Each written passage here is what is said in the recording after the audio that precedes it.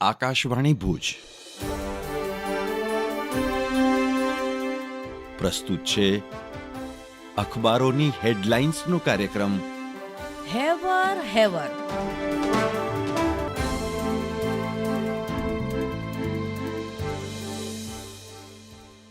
નમસ્કાર, હું જયેશ રાવલ. કચ્છ મિત્રના પહેલા પાને 8 કોલમની હેડલાઇન છે: ગુજરાત કાંઠે 1800 કરોડનું ડ્રગ્સ ઝડપાયું. કોસ્ટગાર્ડ અને ગુજરાત એટીએસની ટીમે પીછો કરતા પાકિસ્તાની બોટમાંથી માદક દ્રવ્યોનો 311 પેકેટ જથ્થો દરિયામાં ફેંકી દેવાયો. કબજે થયેલું નાર્કોટિક્સ પોરબંદર લવાયું. કચ્છ મિત્રના પહેલા પાને બીજી એક હેડલાઇન: સોનાનો ભાવ 1,30,000 થશે. ગોલ્ડમેન સેક્સનું અનુમાન.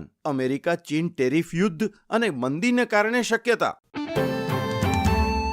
કચ્છ મિત્રના અંદરના પાને સમાચાર છે: સાપેડા નજીક નર્મદા લાઇનમાં ગાબડાથી પાણી વિતરણ થયું ઠપ. પશ્ચિમ કચ્છ ભુજ સહિત વિતરણ વ્યવસ્થા ખોરવાઈ. તંત્ર દ્વારા મરમ્મત કામ શરૂ.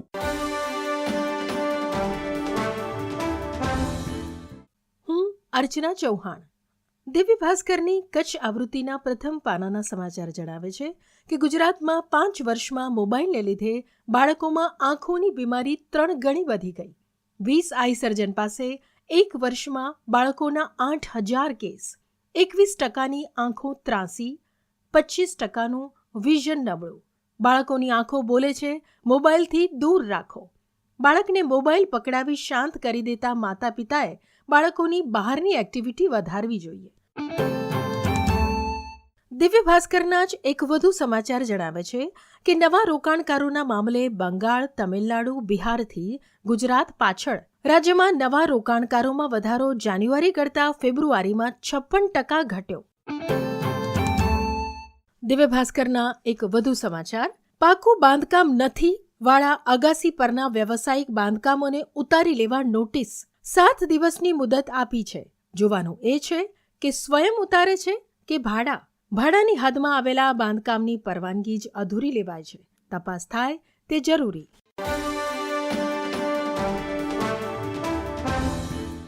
હું કેવિન સોની.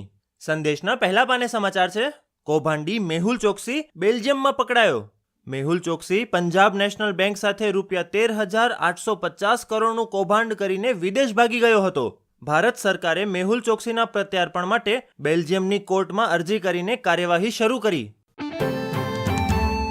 સંદેશના અંદરના પાને બીજા એક સમાચાર છે: ભુજ શહેરના હમીસર તળાવને દૂષિત કરતા 2 ધંધાર્થીઓનો સામાન જપ્ત કરાયો. આગામી દિવસોમાં પણ દબાણ હટાવવાની કામગીરી ચાલુ જ રહેશે. તળાવના સ્વચ્છ પાણીમાં કચરો નાખતા ધંધાર્થીઓનો વિડીયો વાયરલ થયો હતો. સંદેશના અંદરના પાને ભુજ પેજ પર સમાચાર છે: ભુજની શાળાના વિદ્યાર્થીઓ રંગોત્સવ સ્પર્ધામાં આંતરરાષ્ટ્રીય કક્ષાએ ઝળક્યા. રંગોત્સવ સેલિબ્રેશન મુંબઈ દ્વારા દર વર્ષે કરાય છે આ સ્પર્ધાનું આયોજન.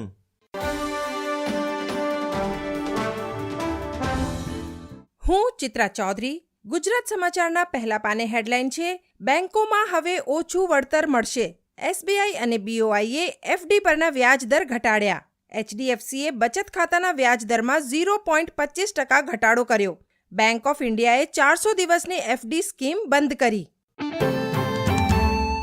ગુજરાત સમાચારના છેલ્લા પાને હેડલાઇન છે: આરટીઓના નહીં, ખાનગી લેબના વ્હીકલ ફિટનેસ ટેસ્ટ માન્ય ગણાશે. કેન્દ્રનો પરિપત્ર: 1 એપ્રિલથી ખાનગી ફિટનેસ સ્ટેશનના સર્ટિફિકેટ ફરજિયાત. અધિકારીઓ નહીં પણ મળતિયાઓ ભ્રષ્ટાચાર કરીને કમાશે. 53 ખાનગી સેન્ટરો ધમધમતા થશે. ફિટનેસ ટેસ્ટ માટે 2,000 સુધી ચાર્જ ચૂકવવો પડશે. ગુજરાત સમાચારના છેલ્લા પાને ગરમીના સમાચાર: હજુ 2 દિવસ હીટવેવ. કંડલા એરપોર્ટ 43.6 ડિગ્રી સાથે રાજ્યમાં સૌથી ગરમ. કચ્છમાં લઘુત્તમ તાપમાન 23 થી 25 ડિગ્રી રહેતા રાત્રે પણ રાહત ન મળી. કચ્છમાં બેવડી ઋતુ. 11 થી 20 ડિગ્રીના તફાવતથી શરદી તાવના દર્દીઓ વધ્યા.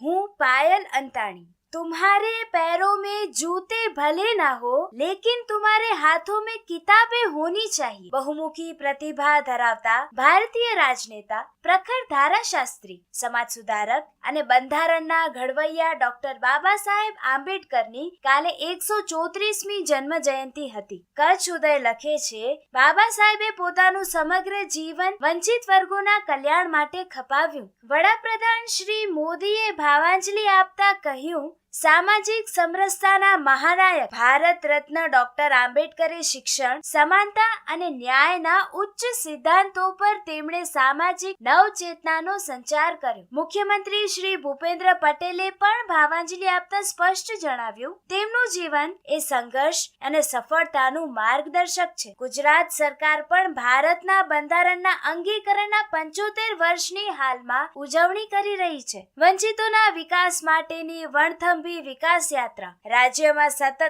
અવિરત આગળ વધી રહી છે. સમરસતા, સમાનતાના ગુણને આપણે સૌ આત્મસાત કરીએ, તે જ તેમની ખરી ઉજવણી.